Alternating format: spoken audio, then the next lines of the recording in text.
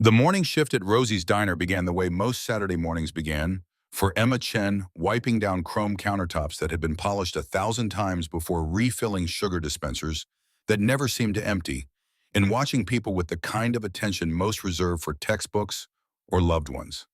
She noticed everything.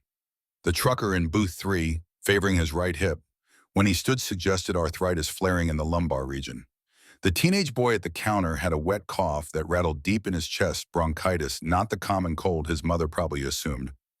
Mrs. Wilson's yellowed sclera, visible when she blinked, meant her liver was struggling, probably from medication she was taking for something else entirely. Emma saw all of it and said nothing. She had learned 4 years ago that seeing wasn't the same as saving, and that sometimes knowledge without the courage to act was just another form of failure. 26 years old, and she was already an expert at failure. Medical school dropout, waitress at a diner on South Congress Avenue in Austin, where the tips were decent and the expectations were blessedly low. Her studio apartment cost $850 a month and stretched her budget so thin she could see through it. $11 an hour plus tips that averaged $400 a week if she smiled enough and remembered everyone's coffee preferences.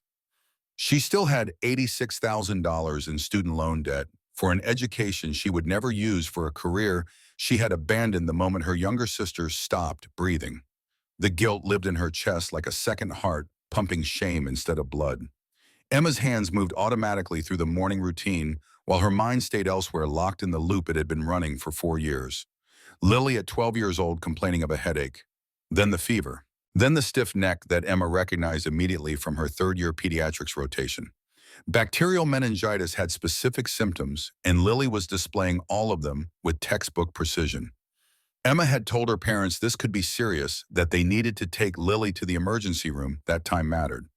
But their family pediatrician, Dr. Raymond Price, had an office just 10 minutes away, and their mother trusted him the way people trust institutions that have always existed.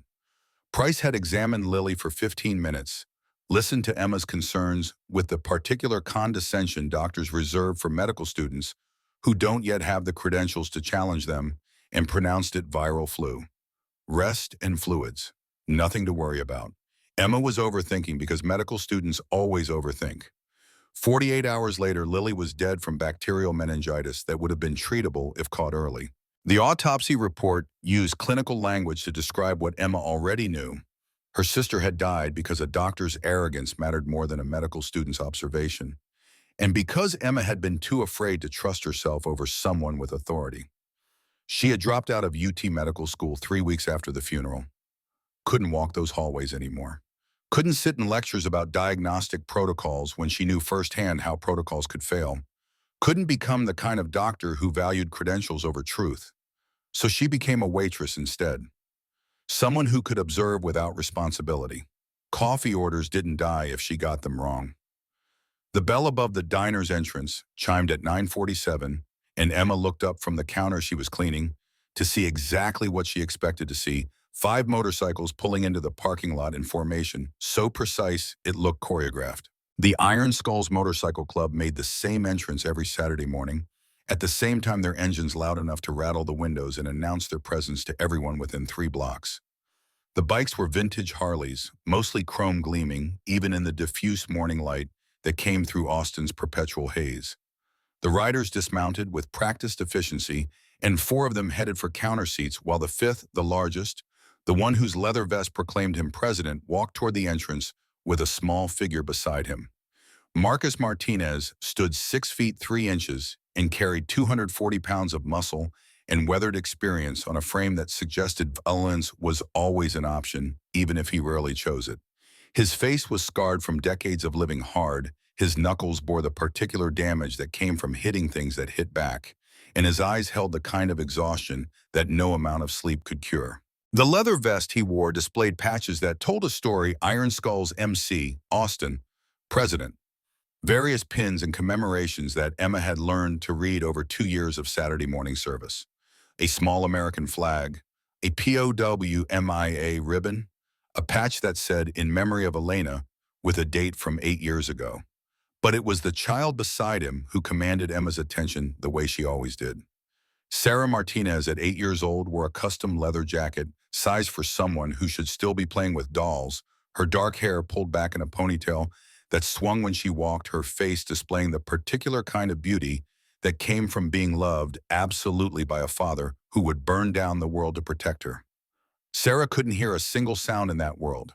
Emma knew this because she had served the Martinez family every Saturday for 2 years and had watched the way Marcus communicated with his daughter through sign language so fluid it looked like dance. American Sign Language spoken with a biker's rough hands somehow made gentle through sheer force of love. They took their regular booth in the corner by the window where Sarah could see anyone approaching and where Marcus could sit with his back to the wall monitoring the room. The same booth every week for as long as Emma had worked here. The same order pancakes with blueberries for Sarah coffee and eggs for Marcus. Both of them settling into a Saturday morning ritual that was probably the most normal thing in either of their lives. Emma grabbed menus even though she knew they wouldn't need them and walked over. Marcus looked up and nodded, acknowledgement, his face showing the kind of tired that came from not sleeping well for years. Sarah smiled at Emma, and her small hands moved in signs that Emma had learned to recognize. "Good morning, Miss Emma." Emma signed back carefully, still clumsy, after 2 years of self-taught ASL. "Good morning, Sarah." The usual Sarah nodded enthusiastically, and Marcus's expression softened, the way it always did when people made the effort to communicate with his daughter in her language, rather than forcing her to read lips. Emma wrote down the order she had already memorized and started to turn away when something made her pause.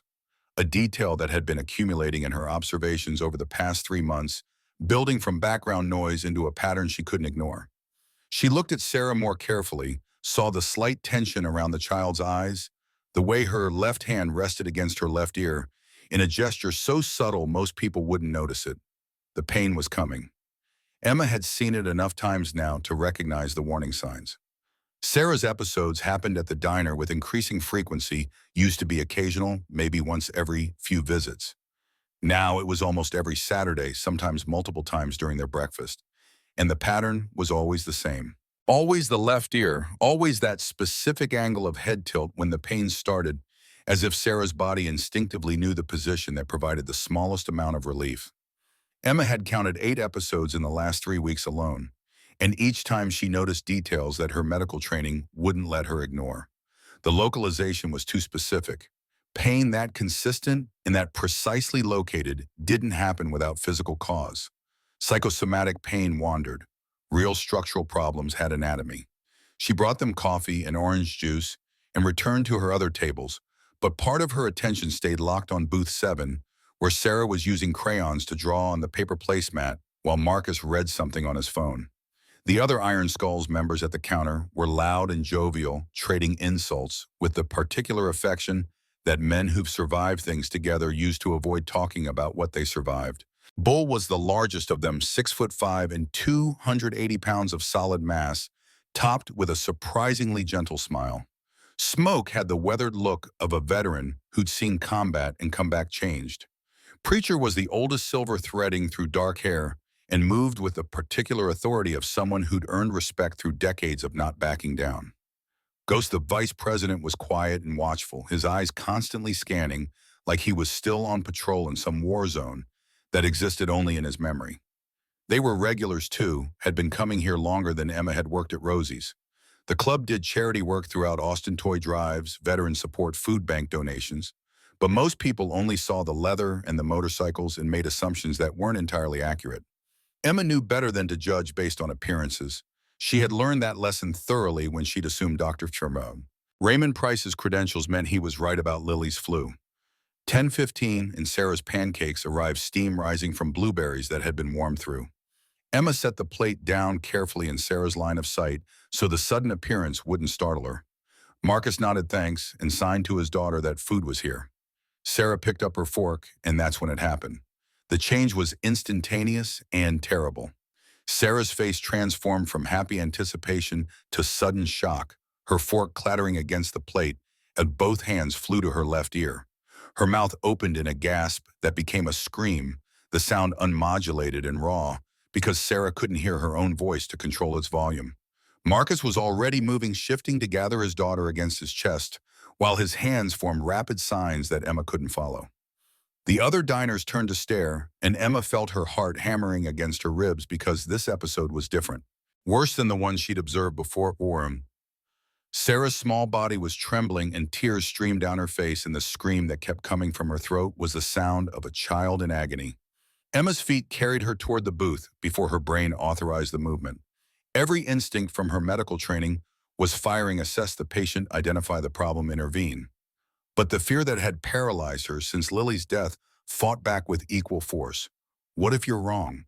What if you make it worse? What if another child suffers because you couldn't stay quiet?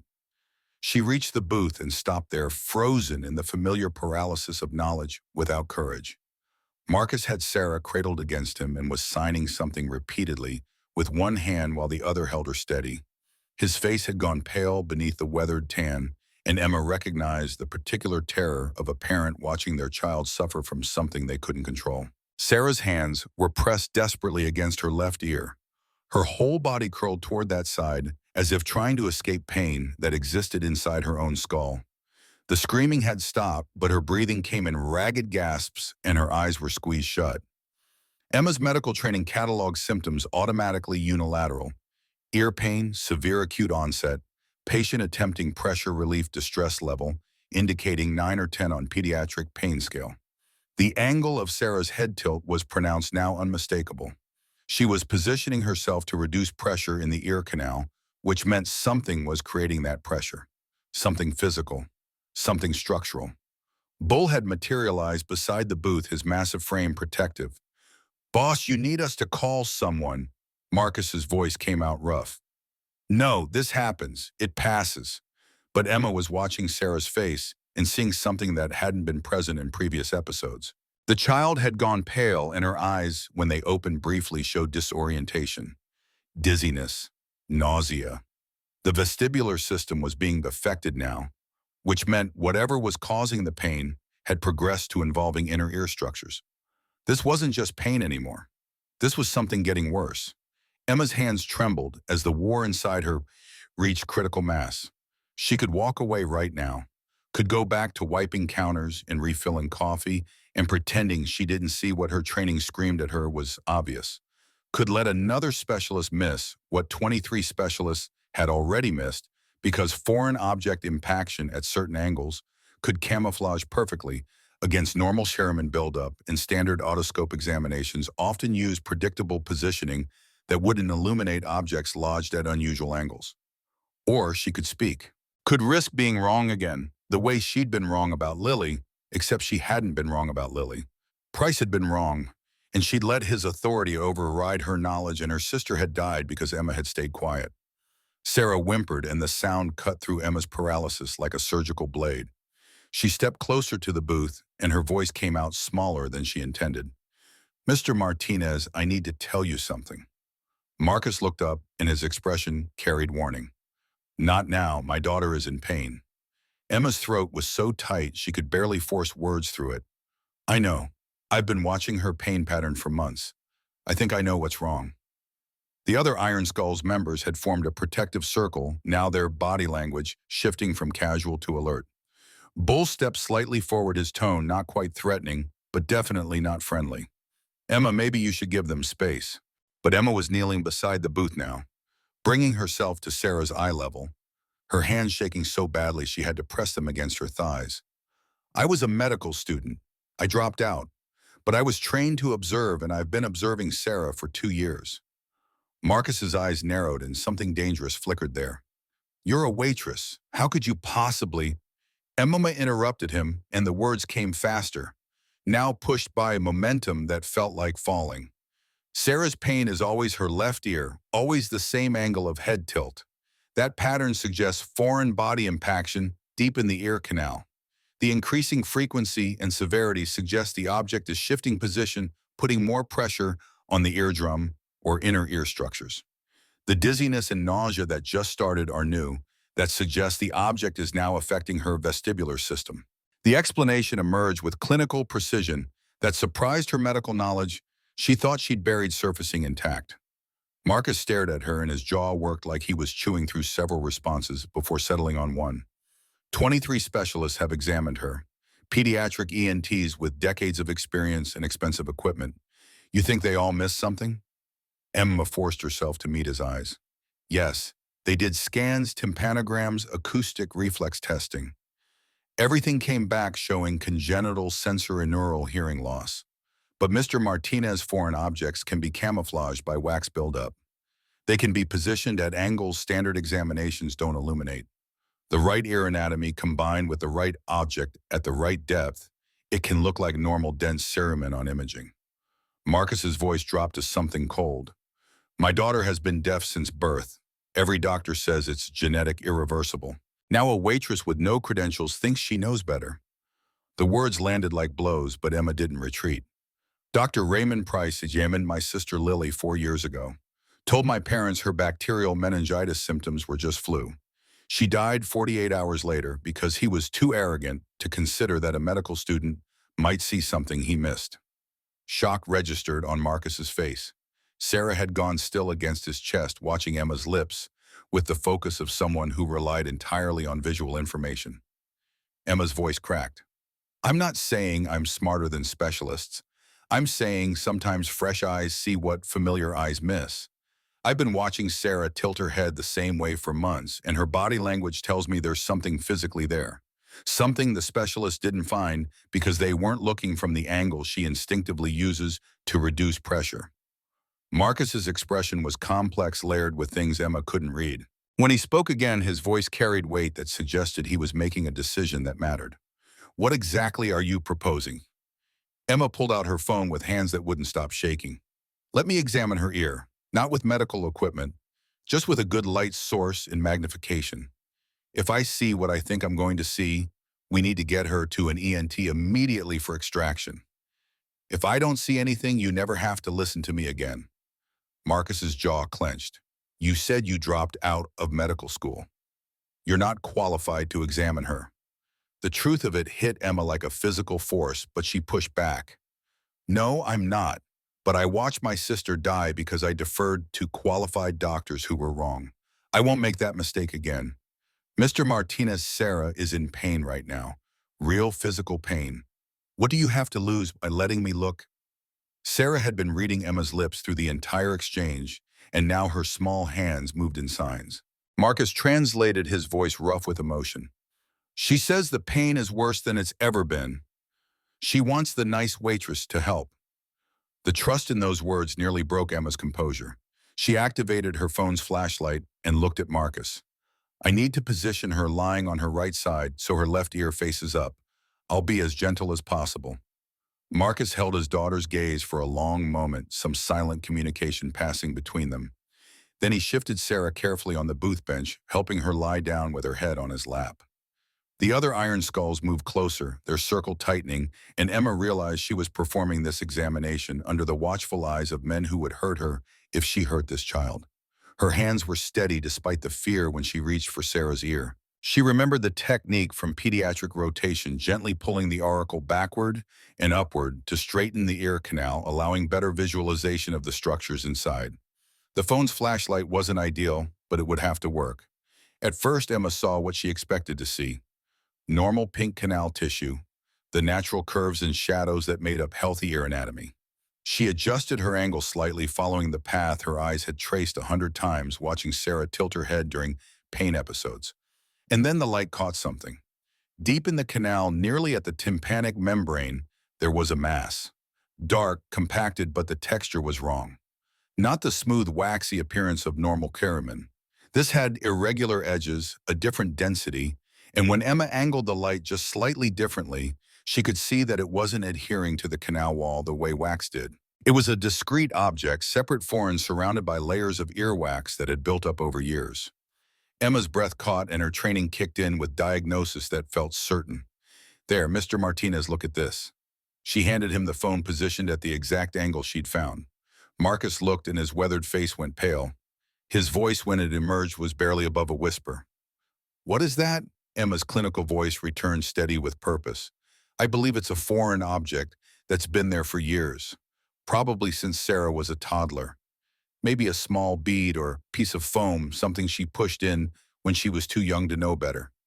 It's gotten covered in wax, compacted against the eardrum, blocking sound transmission and causing pressure and pain.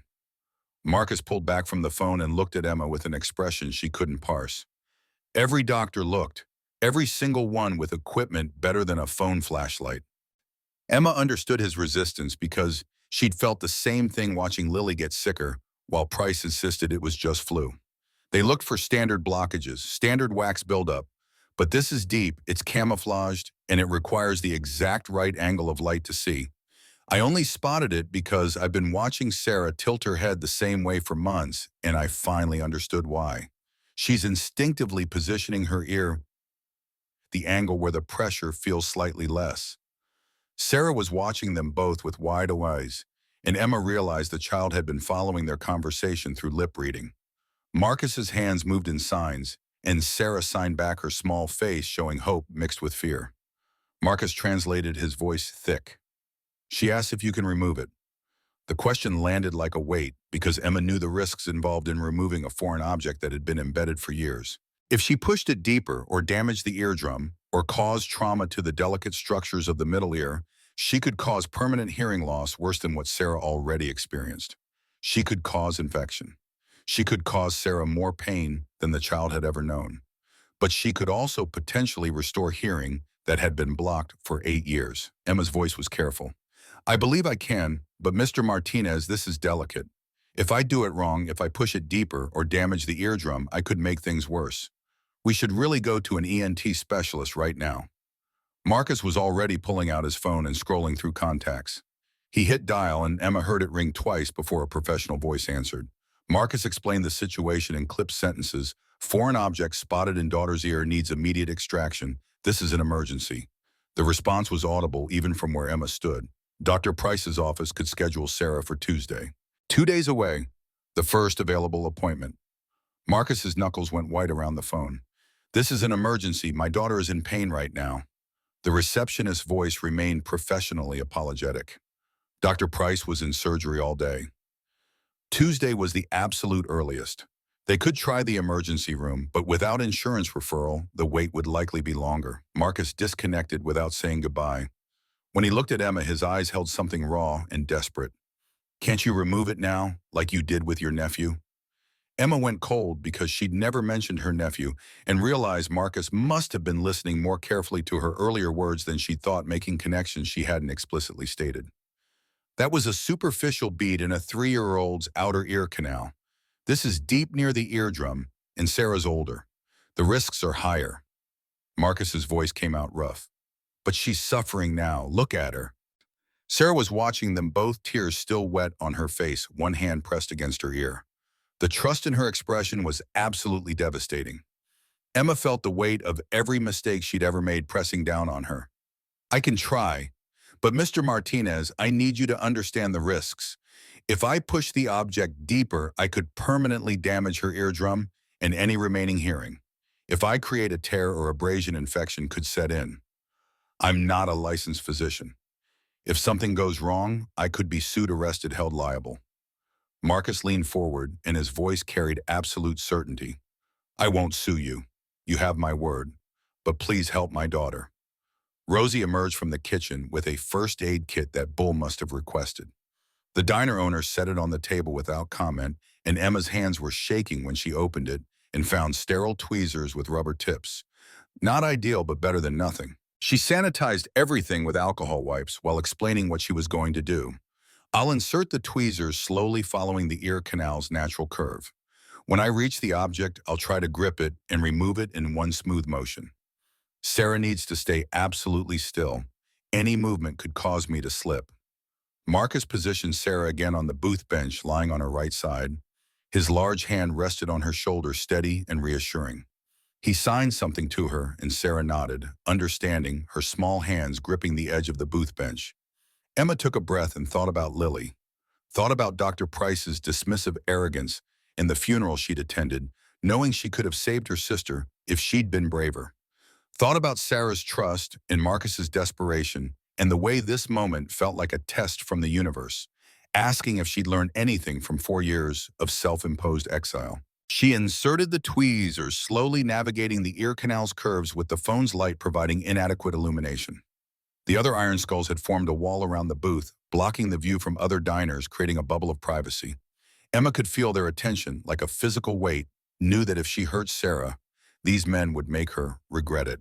The tweezers advanced millimeter by millimeter. She could see the dark mass ahead, could judge the distance, could feel the absolute necessity of not making a single wrong move. Her hands had stopped shaking now, steadied by the kind of focus that came when everything else fell away, except the task in front of her, contact. The rubber tips of the tweezers touched the edge of the foreign object, and Emma froze immediately, assessing resistance. Sarah whimpered, and Marcus's grip on her shoulder tightened, but he didn't interfere, didn't pull Emma away. Emma adjusted her angle slightly, trying to grip the edge of the object without pushing it deeper. But the wax coating made everything slippery, and the tweezers couldn't get purchase. She tried a different approach, angling from the side, but the canal's natural curve made it nearly impossible to get the correct vector. The object shifted microscopically, and Sarah's whimper became a cry of pain. Marcus's voice was tight. "Stop, you're hurting her." Emma pulled the tweezers back immediately, her heart hammering. Sarah was crying harder now, and Emma realized with sickening certainty that the object had moved deeper, that her attempt had made things worse, exactly the way she'd feared. "I'm so sorry, I can't get the angle. It's too deep and the wax makes it too slippery to grip." She backed away from the booth, and her hands were shaking again violently now. Bull stepped between her and the booth, his massive frame protective. "Maybe you should step back, Emma." The failure tasted like ashes. Emma had seen the problem, had identified it correctly, but seeing wasn't the same as fixing. And now Sarah was in more pain than before because Emma had tried and failed the way she always failed when it actually mattered. Marcus was comforting Sarah with signs and gentle sounds, his weathered face tight with frustration and disappointment. He pulled out his phone again, and this time when he dialed, Emma heard him asking for Dr. Raymond Price, directly explaining that this was an emergency involving his daughter. The conversation was brief and angry. Price's voice on speakerphone was coldly professional, tinged with something that might have been anger. "A waitress attempted a medical procedure on your daughter without a license. Mr. Martinez, brings Sarah to my office immediately. I'll meet you there." Marcus disconnected and looked at Emma, and the expression on his face was complex disappointment mixed with something that might have been understanding. "We're going to Dr. Price's office. Thank you for trying." The words should have felt kind, but they landed like condemnation. Thank you for trying meant thank you for failing. Thank you for proving you're exactly as incompetent as you've always feared. Emma retreated to the kitchen while the Iron Skulls helped Marcus gather Sarah. She could hear the motorcycles starting outside, the rumble of engines, and then silence as they pulled away. Rosie found Emma sitting on a stool by the dishwasher, staring at her hands like they belonged to someone else. "Honey, you tried. That takes courage." Emma's voice came out hollow. "Courage isn't enough when you fail." She worked the rest of her shift in a fog, serving coffee and pancakes to people who had no idea that 30 minutes ago she'd tried to restore a child's hearing and succeeded only in causing more pain. The failure looped in her mind on repeat, mixing with memories of Lily's funeral and Dr. Price's smug expression when the autopsy results had vindicated Emma's initial diagnosis but arrived too late to matter. 5 hours later, Emma was wiping down tables during the afternoon lull when the bell above the door chimed. She looked up to see Marcus Martinez walking in alone, his leather vest seeming heavier than it had that morning. He slid into a booth, and Emma approached cautiously, waiting for anger or accusations or whatever justifiable reaction a father had when someone hurt his daughter. Marcus's voice was quiet when he spoke. "Dr. Price confirmed there's a foreign object. Said you were right about that." Emma's hands clenched around the cleaning rag. "Is he removing it?" Marcus's laugh was bitter. "In a week, next Friday.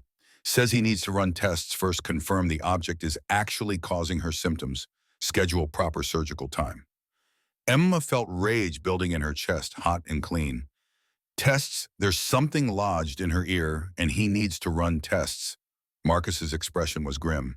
"He said it's been there for years, so one more week won't matter. When I pushed back, he said he doesn't perform unnecessary procedures based on hunches, even if the patient's father demands it." They sat in silence for a moment, and Emma could see Marcus working through something, his weathered face showing the kind of exhaustion that went bone deep. Finally, he spoke again. Why do you care so much? You're a waitress. Sarah's not your responsibility. Emma's voice came out raw with honesty she hadn't intended to share. Because I watched my sister die while doctors dismissed what I knew was wrong. I won't watch another child suffer the same way. Marcus studied her and something shifted in his expression. You tried to remove it. It didn't work, but you saw it when 23 specialists didn't. That matters. Emma shook her head. Seeing it doesn't matter if I can't help her. Marcus leaned forward and his voice carried the weight of decision. What would you need to try again, to succeed this time? The question stunned Emma into silence. Marcus continued, his tone matter-of-fact. I don't trust Dr. Price to prioritize Sarah's pain over his schedule and liability concerns. If you're willing to try again with better equipment, better positioning, I'll support it. Emma's terror fought with something that felt dangerously like hope. Mr. Martinez, I failed. I hurt Sarah. You tried. Those 23 specialists didn't even see the problem. You did. He waited while Emma processed what he was proposing. She thought about Dr. Price scheduling surgery a week away while Sarah suffered daily.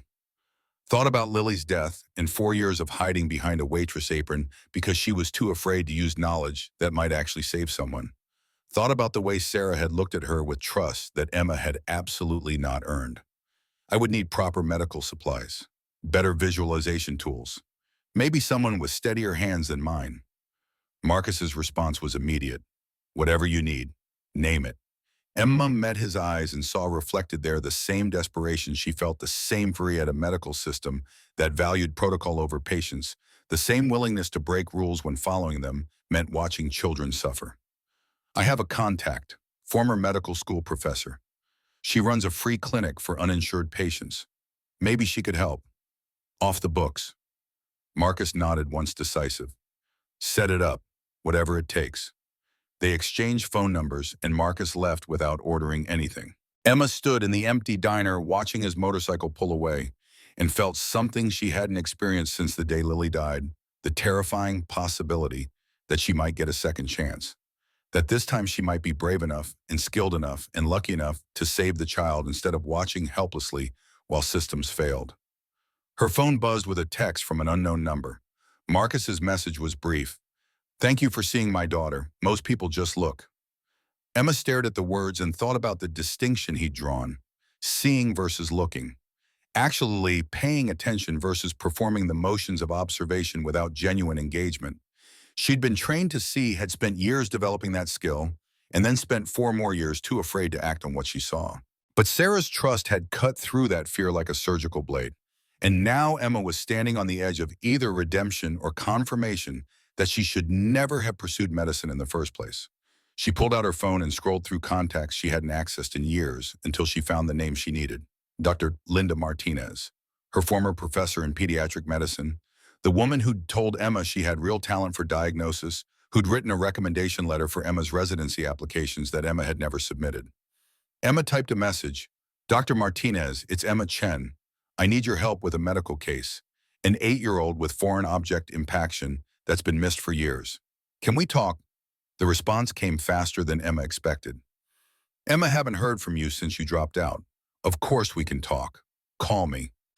Emma stepped outside into the Austin afternoon heat and made the call that would either save Sarah Martinez or prove definitively that some failures couldn't be overcome, no matter how desperately you wanted redemption. Dr. Linda Martinez agreed to meet Sunday afternoon at Hope Clinic, a nonprofit medical facility tucked into East Austin, where buildings still carried the weathered dignity of a neighborhood that hadn't yet been swallowed by gentrification. Emma drove her 12-year-old Honda Civic through streets she used to navigate as a medical student, feeling ghosts of the person she'd been before Lily died, riding in the passenger seat. The clinic occupied a converted house with peeling paint and a sign that had been hand-painted by someone with more enthusiasm than artistic skill.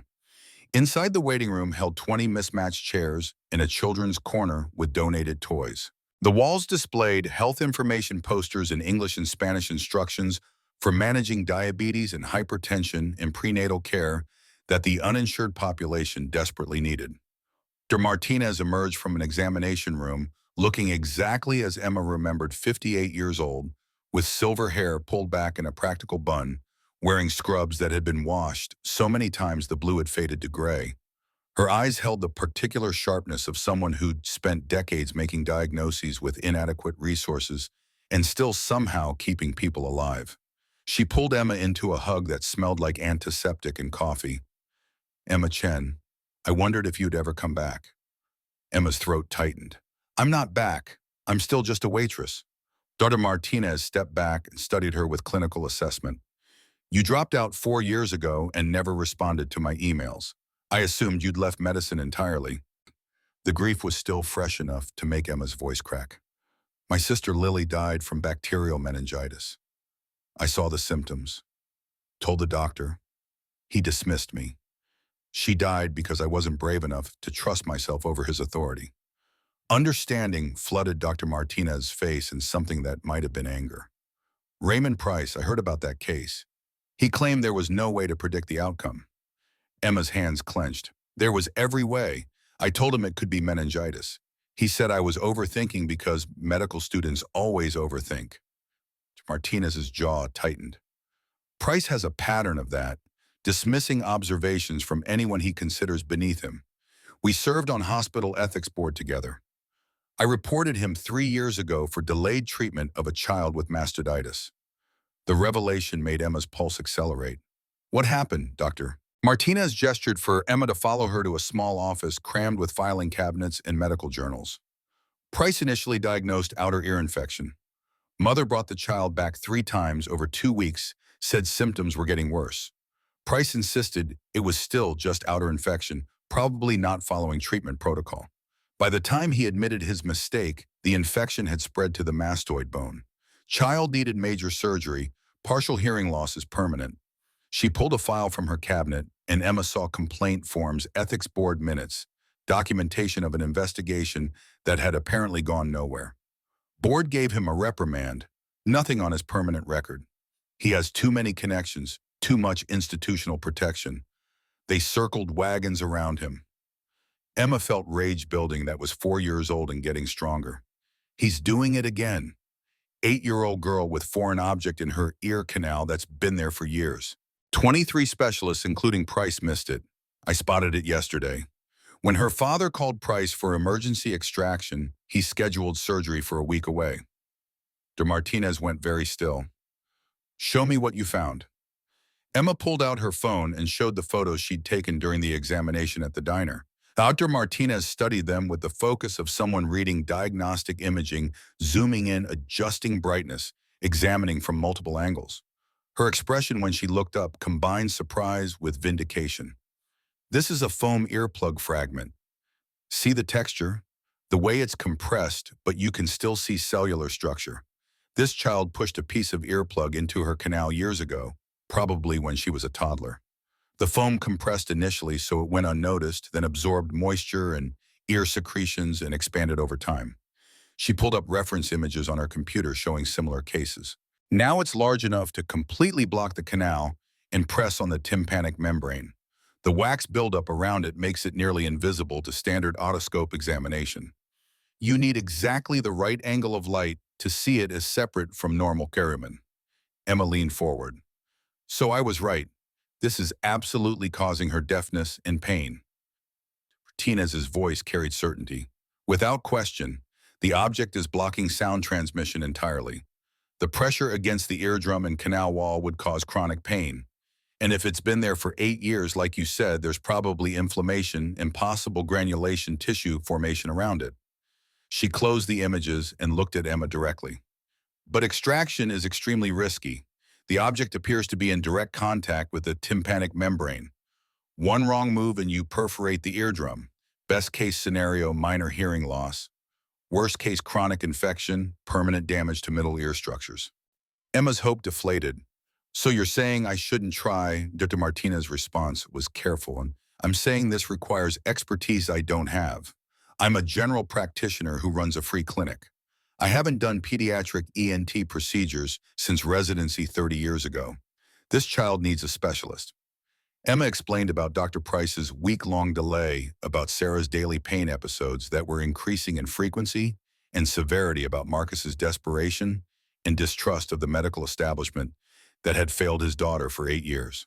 Dr. Martinez listened without interrupting, and when Emma finished, the older doctor sat back in her chair.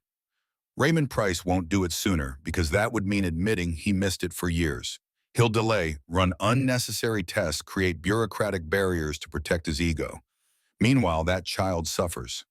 The bitter familiarity in her voice suggested she'd seen this pattern before. Emma pressed forward. Will you help me remove it? You have experience, equipment, a medical license. If we do it here, Dr. Martinez cut her off. Emma, I run a free clinic on a shoestring budget. I don't have malpractice insurance for pediatric ENT surgery. If something goes wrong with Marcus Martinez's daughter, the Iron Skulls could destroy this clinic. Or worse, they could destroy me. I can't take that risk. Emma felt desperation rising. Then what do I do? Let her suffer for a week while Price runs tests. Take her to Children's Hospital, emergency room where the wait is 2 to 3 weeks for non-emergency procedures. Martinez stood and paced the small office, clearly wrestling with something. When she spoke again, her voice carried the weight of someone making a decision she knew was questionable. I can't perform the surgery here, but I could coach you through it. We do the extraction somewhere private off the books. I bring proper equipment and supervise while you perform the procedure. Emma's hands went cold. I dropped out of medical school. I'm not qualified. Dr. Martinez's smile was grim. Neither am I for pediatric ENT surgery. But between your observational skills and my general medical knowledge, we might be able to figure this out, if you're brave enough. The echo of Marcus's words about courage made Emma's chest tight. She thought about Lily's funeral and 4 years of hiding and Sarah's trust and the possibility that she might actually save this child instead of watching helplessly while the system failed again. What would we need? Dr. Martinez pulled out a notepad and began listing equipment, surgical otoscope, with magnification, microforceps, irrigation setup, local anesthetic, antibiotics, sterile field supplies. We'd do it at the Iron Skulls Clubhouse. Private location, no liability for the clinic. If complications arise, we transport to emergency room and claim the object spontaneously dislodged. Emma absorbed the plan and its risks. If we're caught, I could face criminal charges for practicing medicine without a license. Dr. Martinez met her eyes.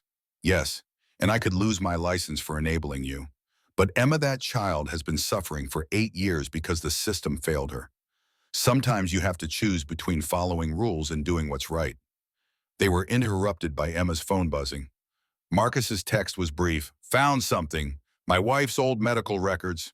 Call me. Emma called immediately and Marcus answered, on the first ring, his voice carrying an edge that suggested he'd made a significant discovery. I was going through Elena's medical files looking for anything about Sarah's birth that might explain her deafness. Found my wife's childhood medical records from when her mother saved everything. He paused and Emma heard papers rustling.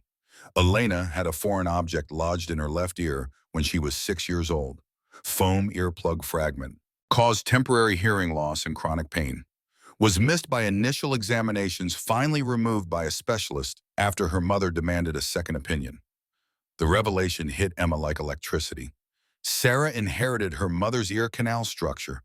That explains why scans and standard exams missed the object. If Elena had similar anatomy, narrow or angled canals would make foreign objects harder to detect. Marcus's voice was rough with emotion. Elena never told me about this.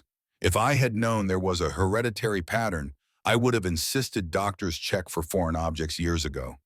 This is genetic. This proves Sarah's deafness isn't congenital, it's correctable.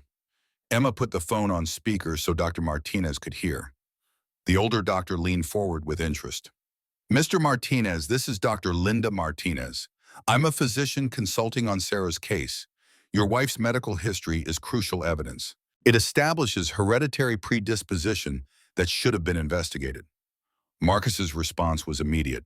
I'm bringing these records to Dr. Price, demanding he move up the surgery. De Martinez and Emma exchanged glances.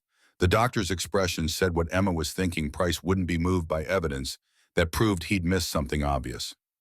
30 minutes later, Marcus called back, and the fury in his voice was barely controlled. Price says Elena's history is interesting, but doesn't change his treatment timeline. Surgery is still scheduled for Friday next week. When I said Sarah's in pain every day, he told me if I'm unhappy with his care, I should find another specialist. Emma's hands clenched. What did you say? Marcus's laugh was ugly. I told him exactly what I thought about doctors who value their egos over children suffering. Then I called every pediatric ENT in Texas. Soonest appointment is 3 weeks out, specialist in Houston. Meanwhile, Sarah collapsed at school yesterday. Nurse called saying the episodes are affecting her balance now. Dr. Martinez's expression had gone hard. Vestibular involvement means the object is impacting inner ear function. This is progressing, not stable. Emma made a decision that felt like stepping off a cliff. Mr. Martinez, Dr. Martinez, and I can perform the extraction. Tomorrow, if you'll allow it. We have equipment, expertise, and a plan. But you need to understand the risks. She listed them clearly: eardrum perforation, infection, possible hearing damage, legal consequences if discovered. Marcus listened without interrupting, and when she finished, there was a long silence. His voice when it came was steady. What time tomorrow? They arranged to meet at the Iron Skulls Clubhouse Monday evening at 6. De Martinez would bring necessary equipment from the clinic.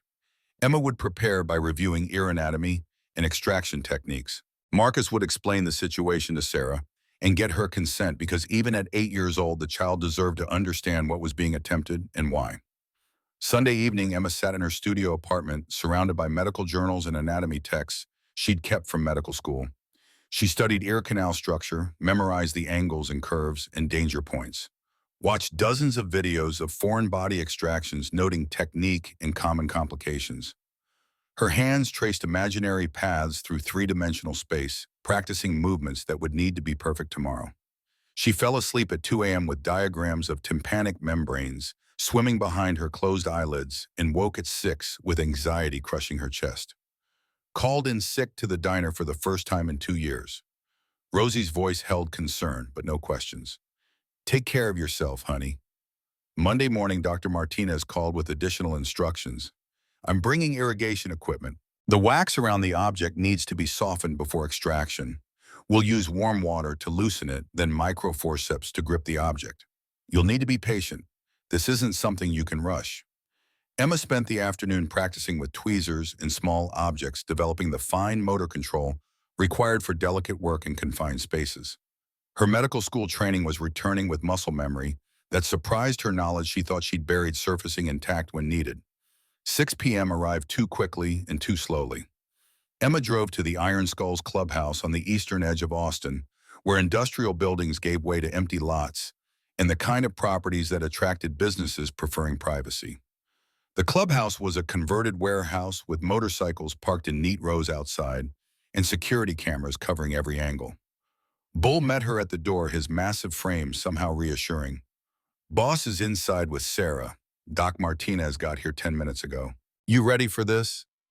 Emma's voice was steadier than she felt. No, but we're doing it anyway.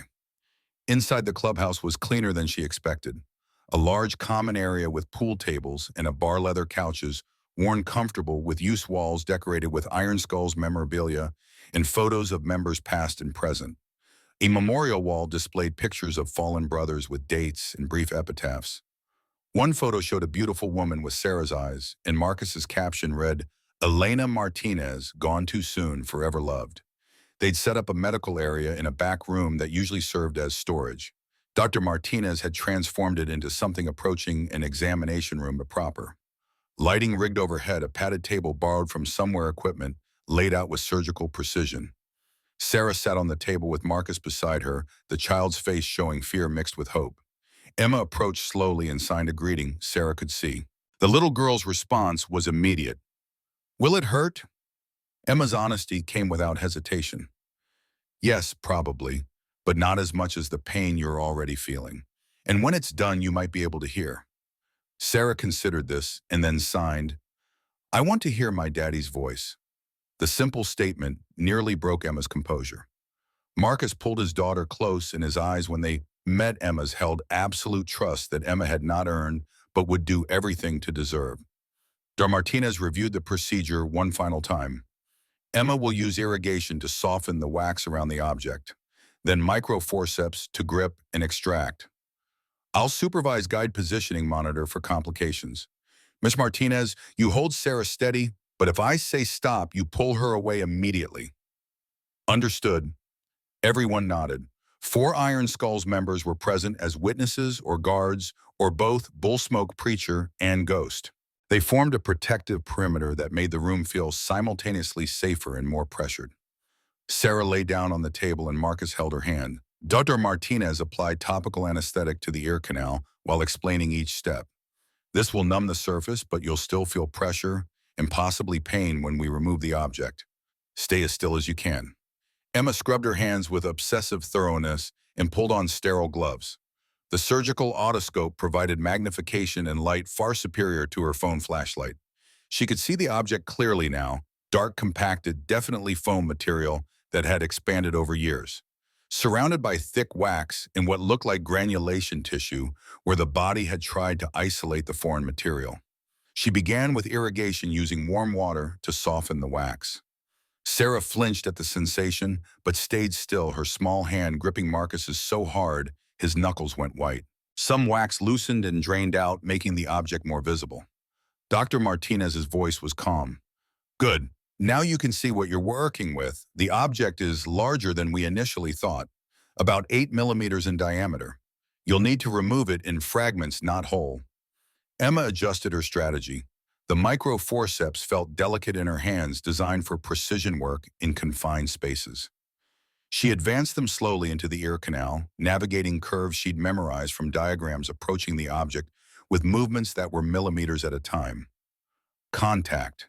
The forceps touched the edge of the foreign material, and Emma held absolutely still, assessing resistance. Sarah's breathing hitched, but she didn't move. Emma applied gentle pressure, gripping the edge, testing whether the fragment would release. It held firm. The granulation tissue had partially adhered to it, creating bonds that needed to be broken. Emma adjusted her grip and pulled with steady traction that was more coaxing than force. The first fragment released, and Sarah gasped. Emma withdrew it slowly and held it up for everyone to see, a piece of foam earplug, about 3 millimeters across, darkened with age and coated in wax. Dr. Martinez examined it. Good. That's definitely foam. Keep going. Emma returned to the ear canal. More irrigation.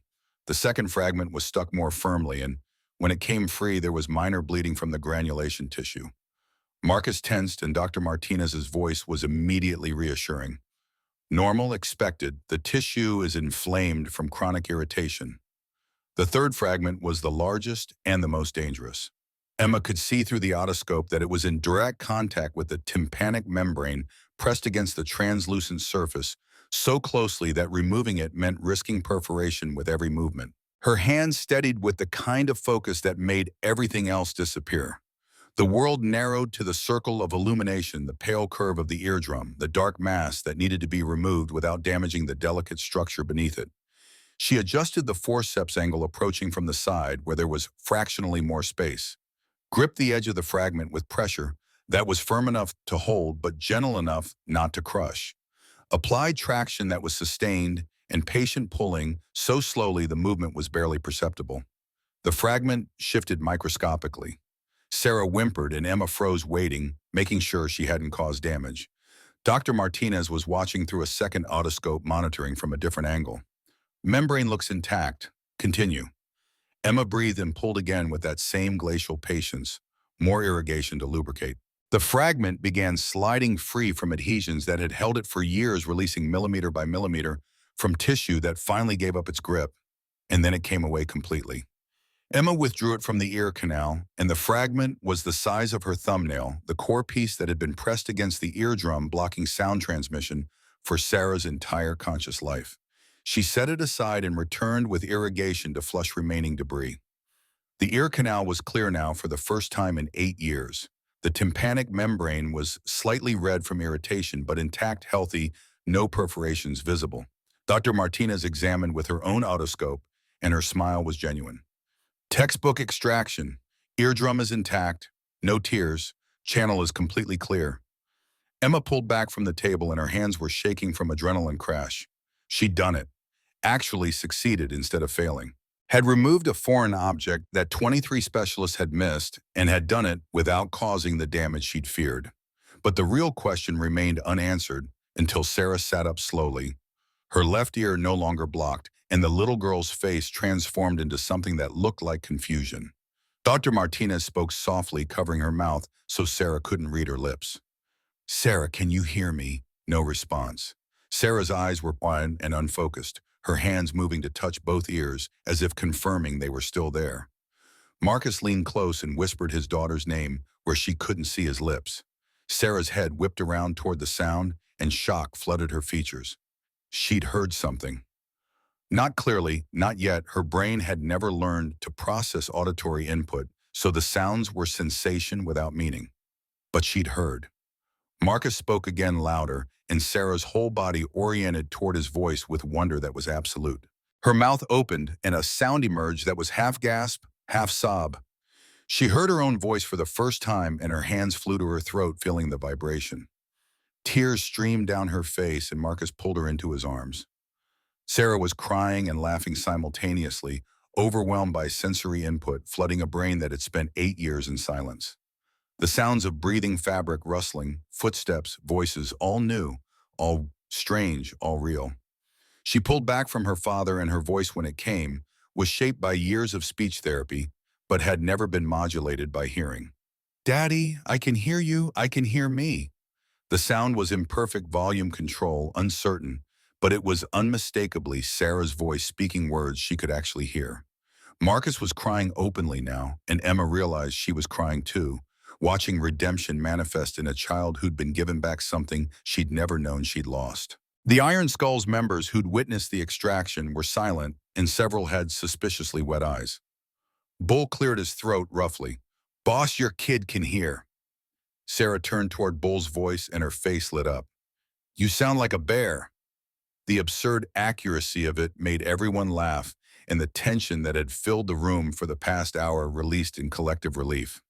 Sarah was touching her ears, making sounds just to hear them, discovering that the world had volume and texture beyond what vision could provide. Dr. Martinez pulled Emma aside while Marcus was overwhelmed with his daughter's joy. The older doctor's expression had shifted from celebration to concern. "Emma, I need to examine her ear again. There's something we need to address." They moved Sarah back to the table, and Dr. Martinez used the otoscope for a longer examination. When she pulled back, her face was serious. "There's significant inflammation in the ear canal from years of chronic irritation, granulation, tissue formation, and what looks like early infection starting." Emma's relief curdled into worry. "How serious?" Dr. Martinez chose her words carefully. "She needs antibiotics immediately, strong ones, oral administration, and monitoring over the next few days. If infection sets in seriously, she could still develop complications. Mastoiditis, inner ear damage, possibly lose the hearing we just restored." Marcus had heard the exchange, and his voice carried new tension. "What do we do?" Dr. Martinez's response was clinical. "She needs to be seen by a real ENT specialist. We performed emergency extraction, but she needs post-operative care beyond what we can provide here." The implications hung in the air.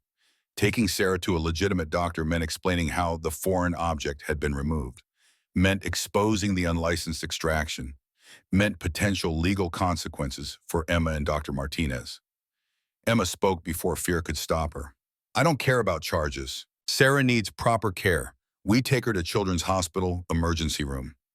Marcus's protest was immediate. "If we do that, they'll investigate. You could go to jail. Dr. Martinez could lose her license." Dr. Martinez's voice was firm. "Mr. Martinez, your daughter's health is more important than our legal situations. We take her to the hospital. You tell them the extraction happened spontaneously, that the object dislodged on its own. They'll suspect something, but without proof, what can they do?" Marcus looked between them, and Emma saw the war happening behind his eyes. Protect the women who'd helped his daughter versus ensure his daughter got proper medical care. The decision took seconds. "We go to Children's Hospital. Now, I'll say the object came out on its own, that Sarah's ear started bleeding, and we don't know why." They gathered equipment and cleaned the room quickly. Sarah was dressed and excited, chattering about sounds she could hear, still crying intermittently from emotional overload. The drive to Children's Hospital took 20 minutes, with Marcus's truck leading and Emma following in her Honda. The emergency room was standard chaos, fluorescent lights, antiseptic smell, people in various states of medical crisis. Marcus carried Sarah to registration and explained that his daughter's ear was bleeding spontaneously, that she'd been deaf, but was now hearing that he didn't understand what had happened. The triage nurse took one look at Sarah's ear and called for a doctor immediately. They were taken to an examination room where a young ER physician examined Sarah with an otoscope, and his expression shifted from routine to surprised. "Mr. Martinez, your daughter's ear canal is completely clear. This looks like a recent extraction. Was she recently treated?" Marcus's response was carefully vague. "She had something removed earlier today. By a family friend who's a nurse." The doctor's eyes narrowed. "What kind of nurse performs foreign body extraction on an 8-year-old outside a medical facility?" Marcus met the doctor's gaze. "The kind who could do it immediately instead of making my daughter wait 2 weeks in pain." The doctor called for a consultation with the on-call ENT specialist, and 45 minutes later, Dr. Samuel Chen arrived. He examined Sarah thoroughly, asked detailed questions about the extraction, and his expression grew increasingly concerned. "Mr. Martinez, whoever performed this procedure, did excellent work technically. The eardrum is intact, extraction was clean, but there's significant inflammation, and I'm seeing signs of bacterial infection starting. Sarah needs aggressive antibiotic treatment and monitoring."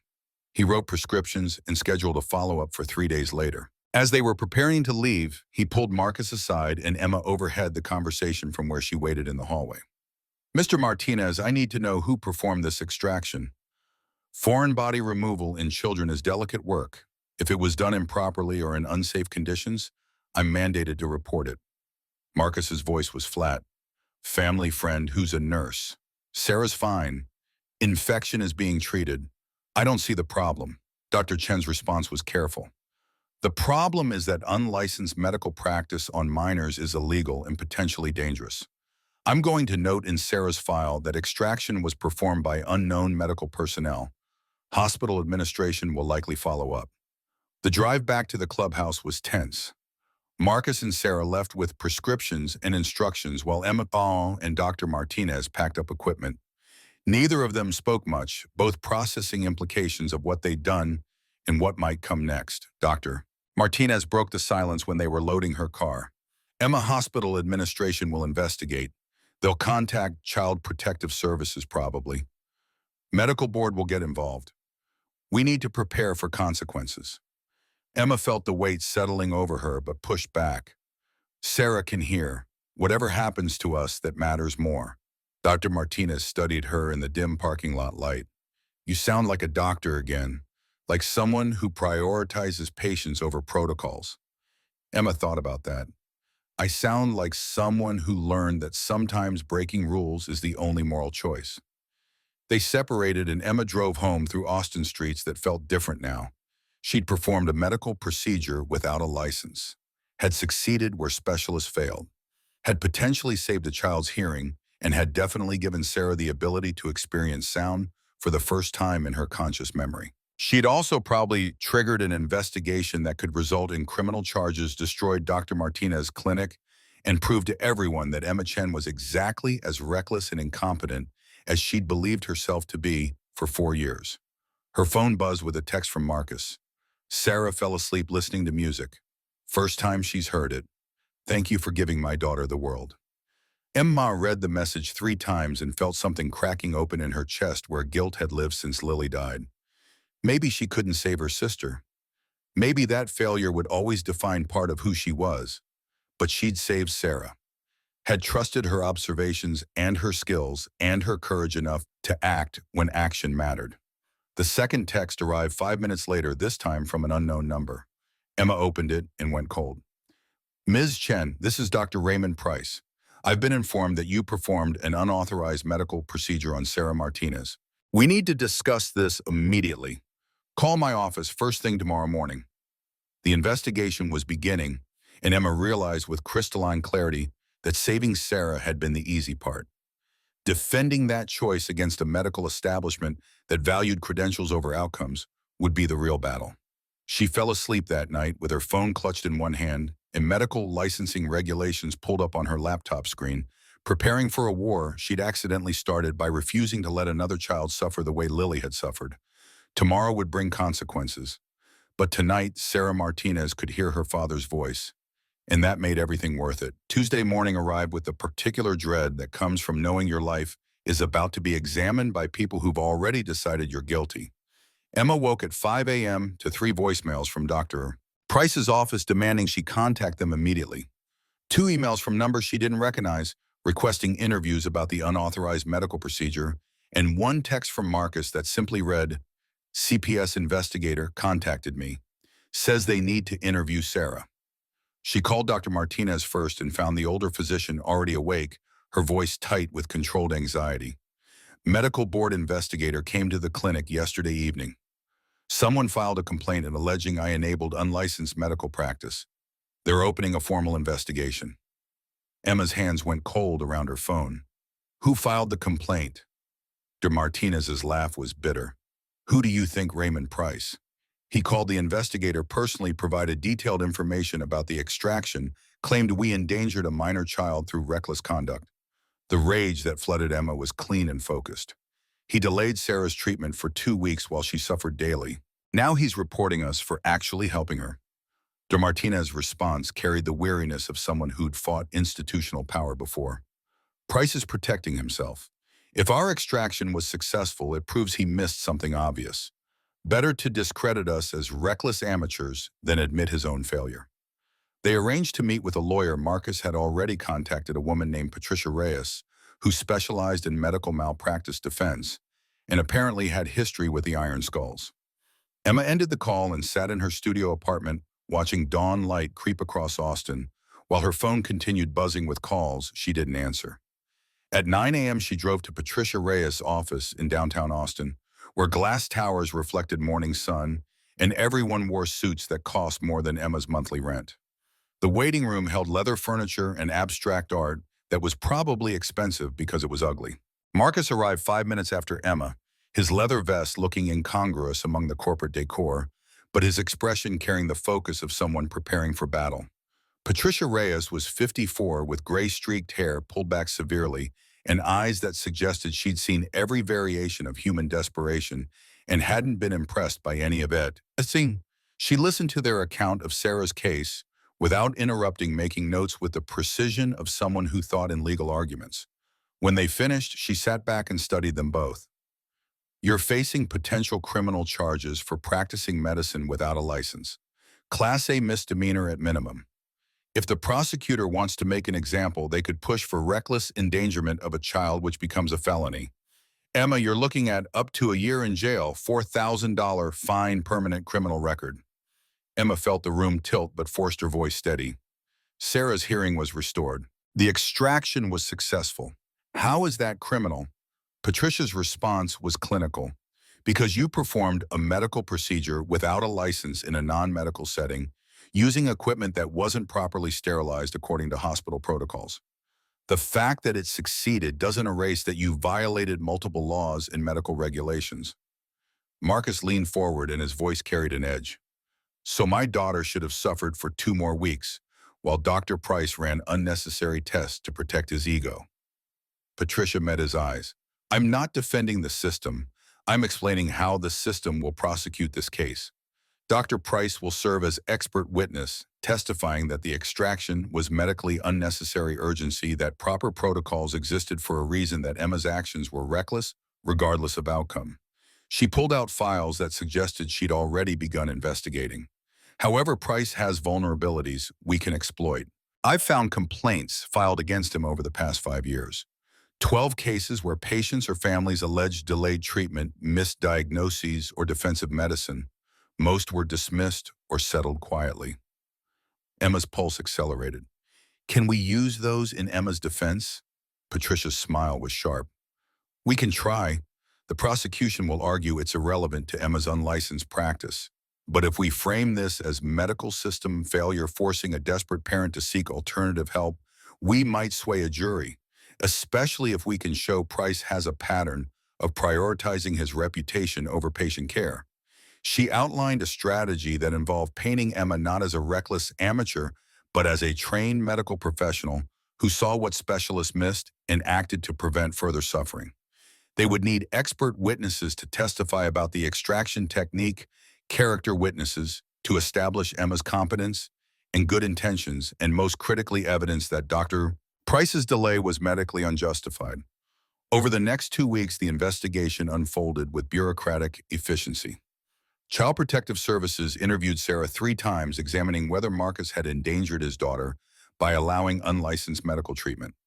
Emma met with a public defender who immediately advised pleading guilty to reduce charges, accepting probation and community service rather than risking trial. Emma refused. The principle mattered more than pragmatism. She wouldn't plead guilty to saving a child's life. The story hit local news on Thursday. Waitress faces charges for restoring deaf child's hearing. The coverage was surprisingly sympathetic, framing Emma as someone who'd succeeded where 23 doctors failed. Comment sections filled with support. She gave that child a miracle. The system failed Sarah for years. Prosecuting her is insane, but the medical establishment closed ranks. The Texas Medical Association released a statement condemning unlicensed practice regardless of outcome. Hospital administrators were quoted defending the necessity of proper protocols. And Dr. Raymond Price gave an interview where his condescension was barely masked by professional concern. Ms. Chen may have had good intentions, but medicine requires more than intentions. It requires training, certification, oversight. What she did was dangerous and illegal. The fact that no harm resulted this time doesn't justify her actions. Emma watched the interview in her apartment and felt rage building at Price's smug certainty at the way he positioned himself as defender of medical standards, while completely ignoring that he'd missed Sarah's foreign object for years and then delayed treatment when it was finally found. The preliminary hearing happened on a Monday morning, 3 weeks after the extraction. Emma stood before Judge Catherine Morrison in a courtroom that smelled like old wood in institutional disappointment, while prosecutors outlined charges: practicing medicine without a license, reckless endangerment of a minor, conspiracy to commit unlicensed medical practice. Patricia argued for dismissal based on medical necessity and lack of harm, but Judge Morrison denied the motion. Ms. Chen, I understand you believe you acted appropriately. However, the charges are serious and merit full examination. Trial is set for 6 weeks from today. Emma left the courthouse flanked by Marcus and Patricia, walking past news cameras and reporters shouting questions. She kept her head down and said nothing, following Patricia's instructions to avoid creating sound bites that could be used against her. That evening, her phone rang with a number she didn't recognize. Emma almost didn't answer, but something made her accept the call. A woman's voice emerged, hesitant but determined. Ms. Chen, my name is Linda Morrison. I saw your story on the news and I had to contact you. Dr. Raymond Price treated my son 3 years ago.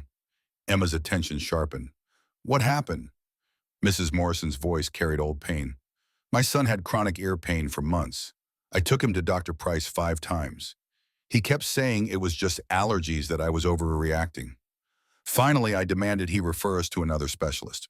That doctor immediately diagnosed mastoiditis, bone infection from untreated ear infection that had been going on for months.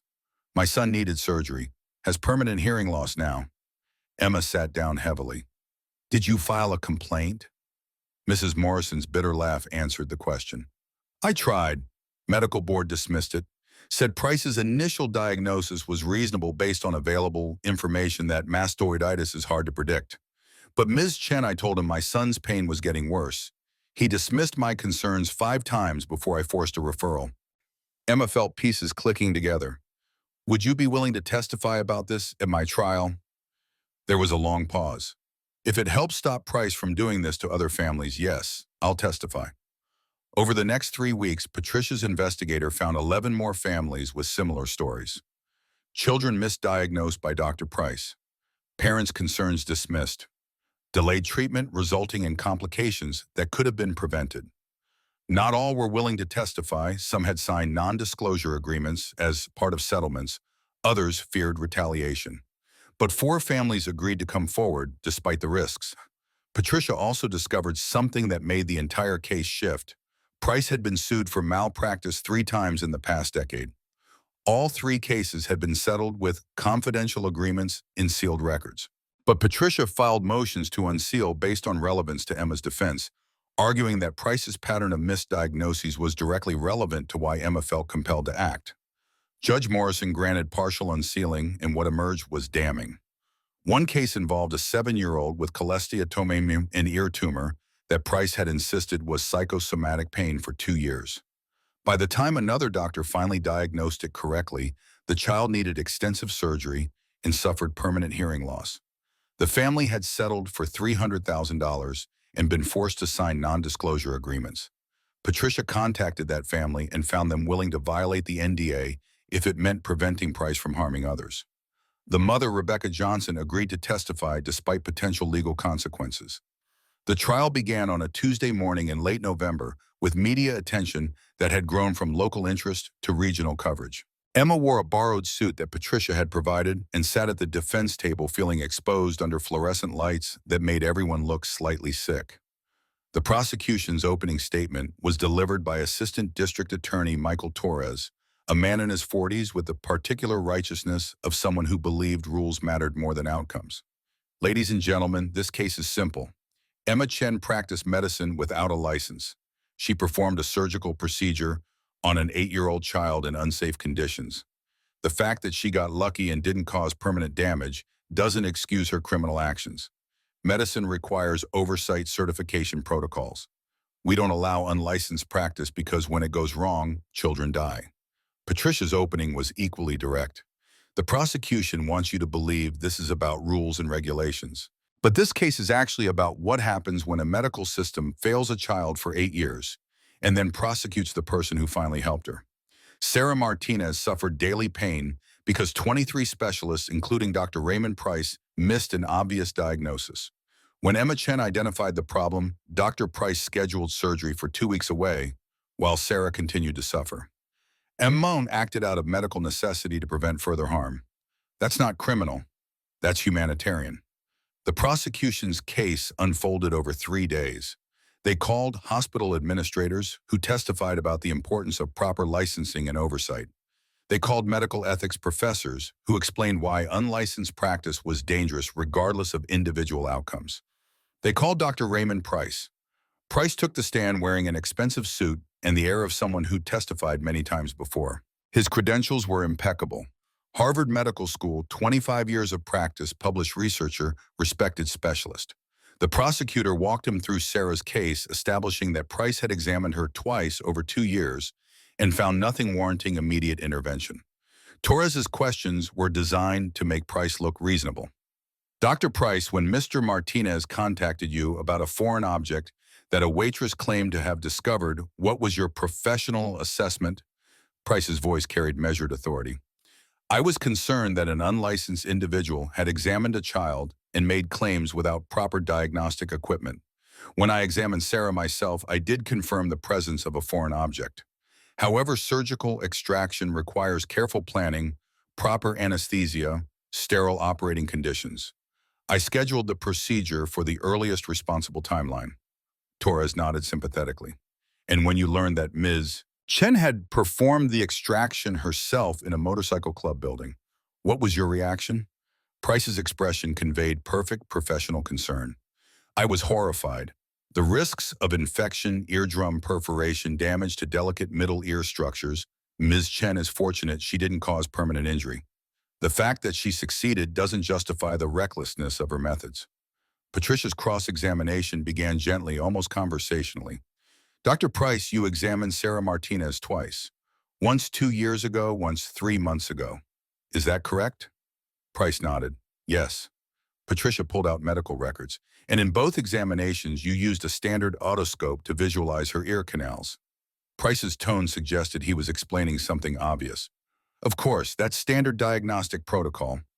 Patricia displayed Emma's phone photographs on the courtroom screen, the images showing the foreign object clearly visible at a specific angle.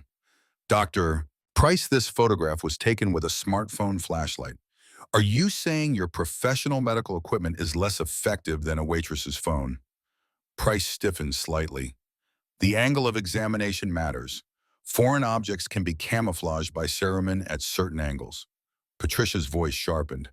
So you're saying you didn't examine from the correct angle? Price's response came too quickly. I followed standard examination protocols. Patricia let that hang for a moment. Standard protocols that missed an object causing an 8-year-old daily pain for years. The prosecutor objected, and Judge Morrison sustained it, but the point had landed. Patricia shifted direction. To Price, when Mr. Martinez called you urgently after Emma identified the foreign object, you scheduled surgery for 2 weeks later. Why such a long delay? Price's professionalism was showing cracks. The object had been there for years according to everyone's timeline. 2 weeks was medically reasonable to allow for proper preoperative workup. Patricia produced phone records. But Mr. Martinez called your office 3 times over those 2 weeks requesting earlier surgery due to Sarah's increasing pain. Each time the surgery date was pushed back. Why? Price's jaw tightened. Scheduling conflicts, other patients. Standard medical practice requires balancing multiple cases. Patricia's voice went cold. Or did you delay because removing that object quickly would prove you'd missed it for years and your ego mattered more than Sarah's suffering? The prosecutor objected strenuously, and Judge Morrison warned Patricia about speculation. But Price's composure had fractured visibly. His face flushed, his hands gripping the witness stand. Patricia pulled out the unsealed malpractice cases. Dr. Price, you've been sued 3 times for missed diagnoses in the past decade. Is that correct? Price's voice rose. Those cases were settled. The settlements don't constitute admission of fault. Patricia read from the Johnson case file. 7-year-old Emily Johnson, you insisted her ear pain was psychosomatic for 2 years. Another doctor diagnosed cholesteatoma requiring major surgery. The family settled for $300,000. Does that sound like a frivolous lawsuit? Price stood abruptly, and the bailiff moved toward him. His professional mask had completely shattered. I followed proper medical protocols in every case. If Ms. Chen had caused permanent damage to Sarah Martinez, you'd be prosecuting her for assault. She got lucky, that's all. Judge Morrison's gavel came down hard. Dr. Price, control yourself, or I will hold you in contempt. Sit down. Price sat, but his hands were shaking, and his face was red. Patricia continued relentlessly. Price, did Emma Chen's extraction harm Sarah Martinez in any way? Long silence. Price's voice, when it emerged, was barely audible. No. Patricia leaned forward. In fact, it restored her hearing completely.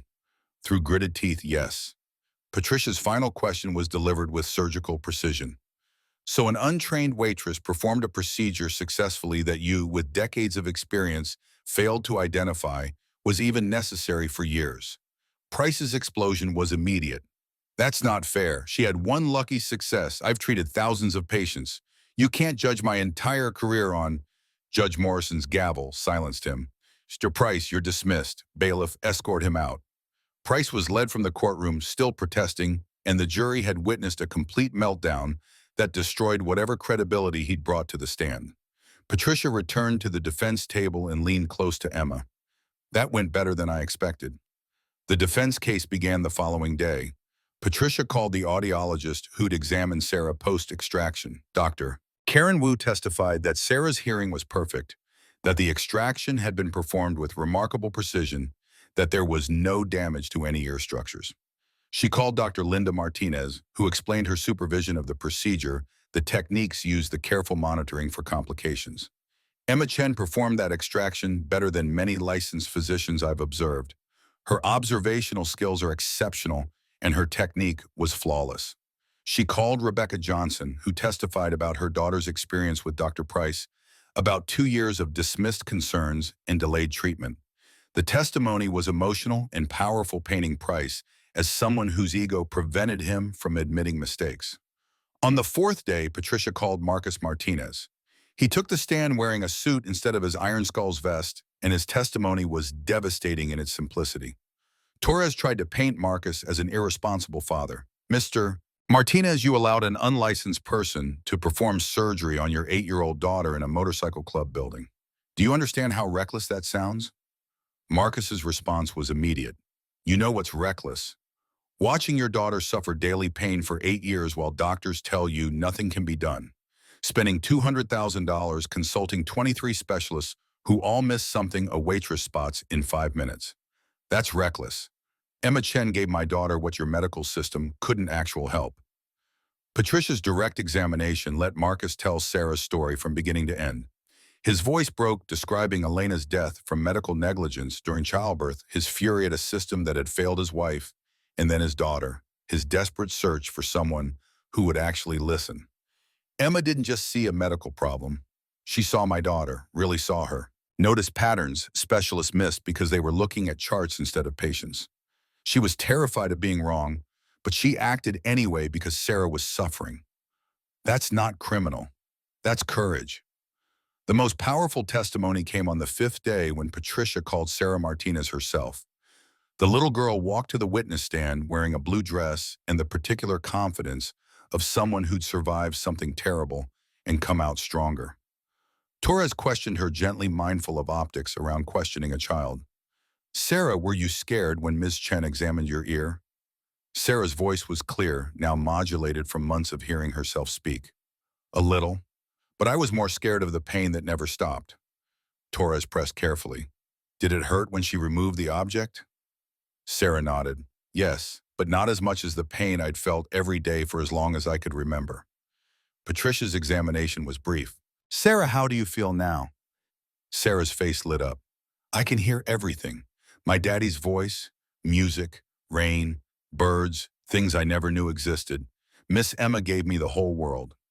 The courtroom was silent and several jurors were visibly emotional. Torres had no redirect. What could he possibly ask that wouldn't make him look like he was attacking a child who'd been given the gift of hearing closing arguments happened on day 6? Torres made his best effort to refocus on rules and protocols, arguing that good outcomes didn't justify illegal methods, that society needed medical oversight to protect patients from harm. Patricia's closing was the summation of everything they'd built.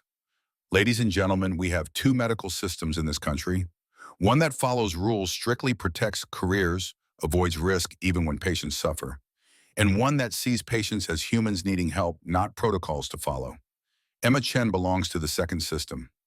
She saw a child suffering. She had knowledge and skill.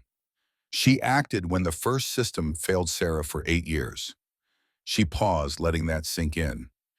"Yes, she broke rules, but she did so to prevent greater harm. If we punish her, we send a message, follow protocols, even when protocols fail patients. I ask you to send a different message. That compassion and competence matter more than credentials. That sometimes doing the right thing means breaking rules that are wrong."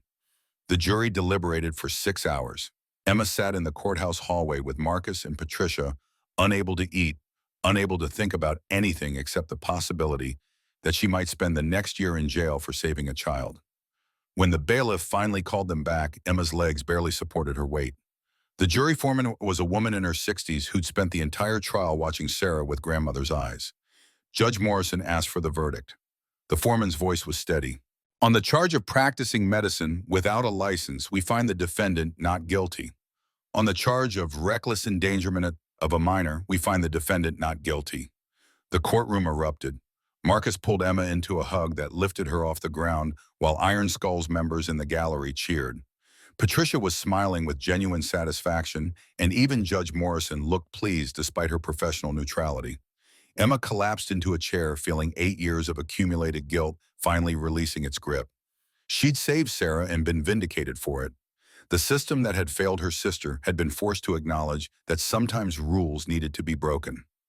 Outside the courthouse, reporters swarmed with questions Emma was too overwhelmed to answer coherently. Patricia handled the media, while Marcus led Emma to his truck, where Sarah waited with Bull. Sarah threw her arms around Emma. "You won! Does this mean you can be a doctor now?" Emma's throat was too tight to speak. She just held the little girl who'd given her redemption and nodded against Sarah's hair. The consequences for Dr. Price unfolded over the following months. The medical board investigation that had been triggered by the trial found a pattern of defensive medicine, delayed treatments, and misdiagnoses spanning years. His license was suspended for 1 year, with requirements to complete ethics training and submit all future diagnoses for peer review. Patients began leaving his practice in droves. The trial testimony had gone viral online, and Price's reputation was destroyed by his own words captured on video. Within 6 months, he closed his private practice entirely. But 8 months after the trial, Emma received an unexpected visitor at the diner where she'd returned to work part-time. Dr. Raymond Price walked through the door, looking diminished. His expensive suit replaced with casual clothes. His arrogance replaced with something that looked like genuine humility. Emma's first instinct was to refuse service, but curiosity won. She approached his table cautiously. Price's voice was quiet. "I came to apologize. I've spent the past year in therapy and ethics training, forced to confront what I'd become. You were right about everything. I delayed Sarah's treatment because I couldn't admit I'd missed something. My ego mattered more than her pain. That's inexcusable." Emma studied him for signs of manipulation but saw only exhaustion. "Why are you telling me this?" Price met her eyes. "Because I've reviewed my past cases and found 23 instances where I delayed treatment or dismissed patient concerns to protect my reputation. I've reached out to those families to apologize. Some accepted, most didn't. I'm volunteering now with Second Listen Foundation, the program Marcus started teaching other doctors not to make my mistakes." The name was new to Emma. "What's Second Listen Foundation?" Price explained that Marcus had used the media attention from the trial to launch a nonprofit providing free second opinion examinations for children with unexplained hearing loss or chronic ear pain. The program specifically checked for foreign objects at multiple angles, using Emma's case as a teaching example of how standard protocols could miss obvious problems. "I don't expect forgiveness," Price continued, "but I wanted you to know I'm trying to become the kind of doctor I should have been all along. You exposed my worst failing and it destroyed me, but maybe that destruction was necessary." Emma considered this man who'd caused her sister's death and then tried to prosecute her for succeeding where he'd failed. Redemption seemed impossible, but people changed when consequences finally caught up with arrogance. "Everyone deserves second chances.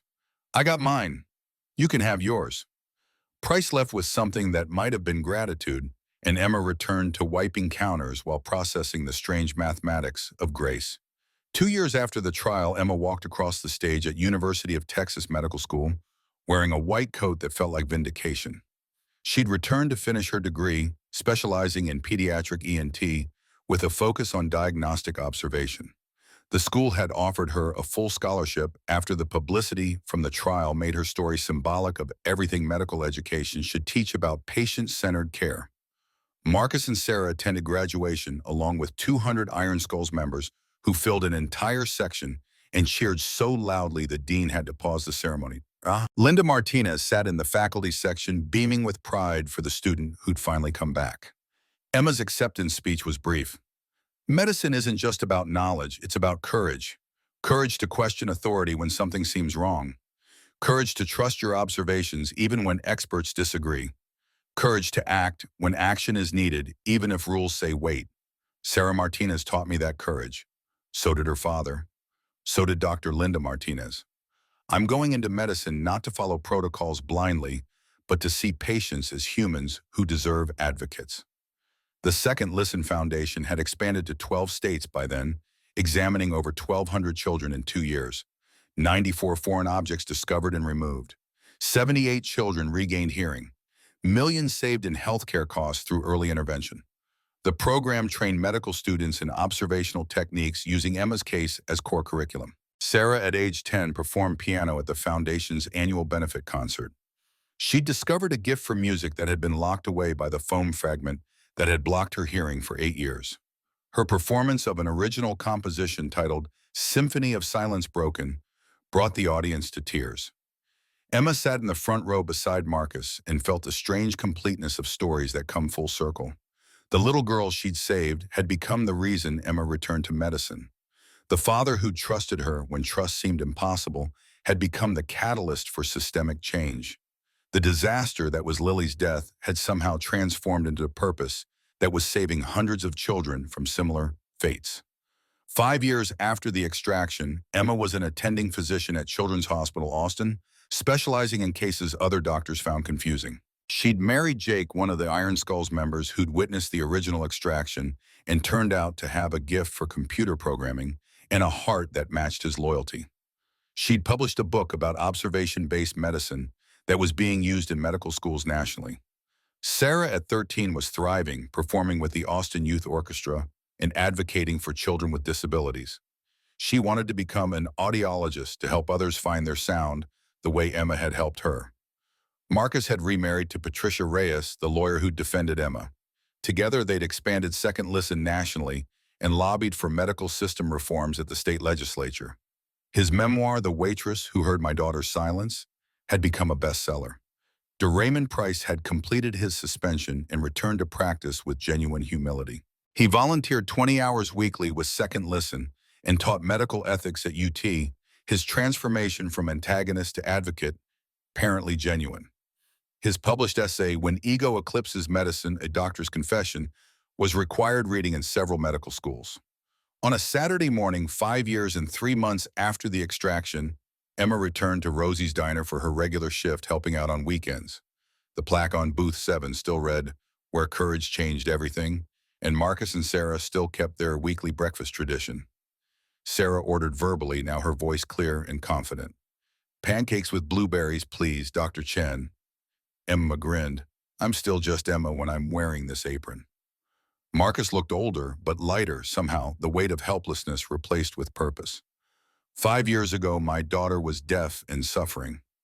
Now she won't stop talking and singing. Sarah laughed. Dad says I'm making up for 8 years of quiet. They were joined by several Second Listen volunteers, including a young woman Emma didn't recognize. The woman was in her 20s, nervous, clearly new to the program. Sarah introduced her enthusiastically. This is Jessica. Her little brother has unexplained hearing loss. Second Listen examined him last week and found a bead lodged deep in his ear canal. They're removing it tomorrow. The woman's voice shook with emotion. 20 doctors missed it. Your program found it in one examination. My brother's been suffering for 3 years. Tomorrow he might hear for the first time. Emma felt a familiar tightness in her chest that came from knowing an observation had saved another child. The doctors weren't bad. They just weren't looking from the right angle. Sometimes you need fresh eyes to see what familiar eyes miss. Sarah signed something to Emma in ASL. She'd kept the language, even after gaining hearing, considering it part of her identity. Emma signed it back, and Sarah's response made everyone at the table laugh. Marcus translated for Jessica. Sarah says sometimes miracles don't need special equipment or prestigious degrees. Sometimes they just need someone willing to watch, trust their instincts, and speak up.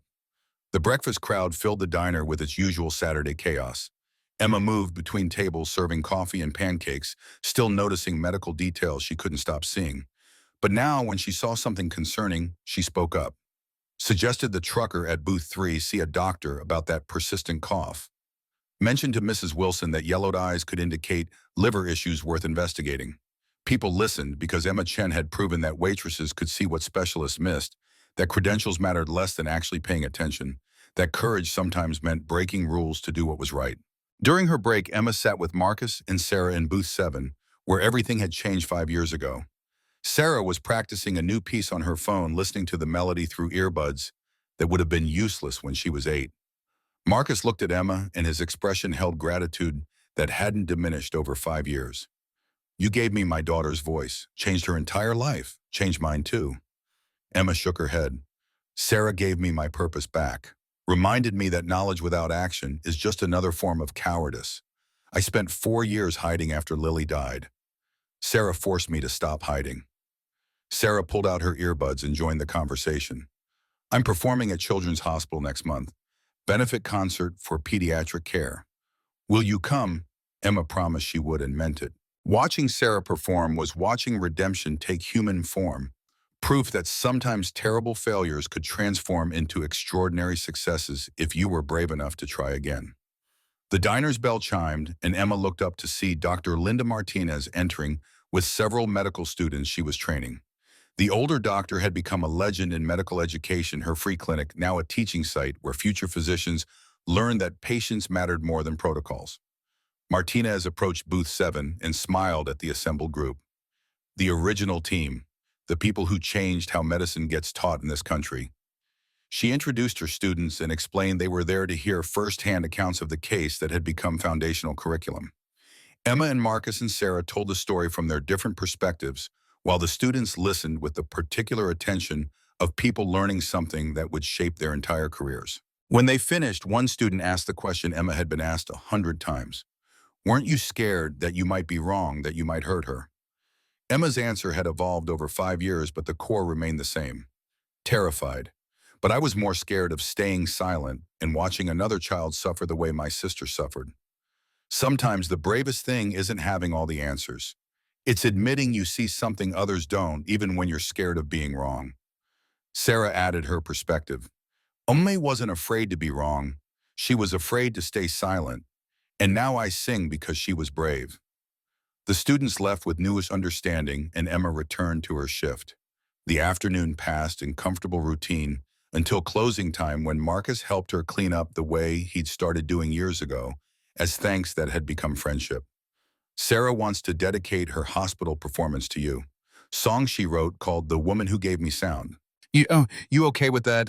Emma felt tears threatening. I'd be honored. Marcus studied her in the dim diner light. You never talk about Lily anymore. Does it still hurt? Emma thought about her sister and the guilt that had defined 4 years of her life. Every day. But the hurt is different now. I couldn't save Lily, but I saved Sarah and Jessica's brother and 78 other children through second listen. Maybe Lily's death wasn't meaningless if it taught me to trust my observations and act on them. Marcus nodded, understanding.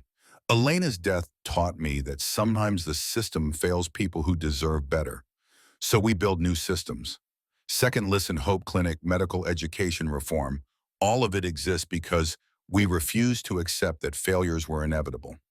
They locked up the diner and stood in the parking lot where Iron Skull's motorcycles had first announced that help was arriving 5 years ago. Emma thought about the journey from that moment to this one, the trial and vindication and transformation of guilt into purpose. Her phone buzzed with a message from one of the medical students. Thank you for teaching us that observation matters more than credentials. You changed how I'll practice medicine. Emma showed Marcus the message, and he smiled. You're not just saving individual patients anymore. You're changing entire generations of doctors. That's Lily's legacy, too. Emma drove home through Austin streets thinking about legacy and redemption and the strange ways suffering could transform into meaning if you refuse to let it destroy you. She'd spent 4 years believing she was fundamentally broken, that her failure to save Lily proved she should never have pursued medicine. But Sarah had shown her that broken things could be rebuilt stronger, that failure was only permanent if you stopped trying, that courage meant acting despite terror, not in the absence of it. She fell asleep that night beside Jake with medical journals stacked on her nightstand and her phone full of messages from patients thanking her for seeing what other doctors missed. The guilt about Lily would never fully disappear, but it had been joined by something stronger, the knowledge that she'd honored her sister's memory by refusing to let another child suffer the same preventable death. Sometimes the people who save us are the ones who remember when no one saved them. Emma had learned that lesson from Marcus, who'd lost his wife and dedicated his life to ensuring other families got the medical care his hadn't. She'd learned it from Sarah, who'd survived 8 years of pain and turned that survival into advocacy for others with disabilities. And she'd learned it from her own reflection in the mirror every morning, seeing not the failure who'd let Lily die, but the doctor who'd saved Sarah and was now saving hundreds more by teaching an entire generation that sometimes breaking rules was the only moral choice when rules failed patients. The epilogue was still being written. Sarah would perform next month. Second Listen would expand to 5 more states. Emma would publish more research on observation-based diagnosis. Dr. Price would continue his redemption work. And somewhere in Austin, another child with an unexplained medical problem would find help because Emma Chen had been brave enough to trust what she saw and act on it. The diner's plaque would remain on booth 7, reminding everyone who sat there that courage could change everything, that waitresses could see what specialists missed, and that sometimes miracles just needed someone willing to watch, trust their instincts, and speak up when silence meant suffering continued. Emma Chen had learned to speak up, and in speaking had found her voice, her purpose, in the redemption she'd been seeking since the day Lily died. The story that began with failure and guilt had transformed into legacy and hope, and that made all the fear, all the risk, all the broken rules worth it.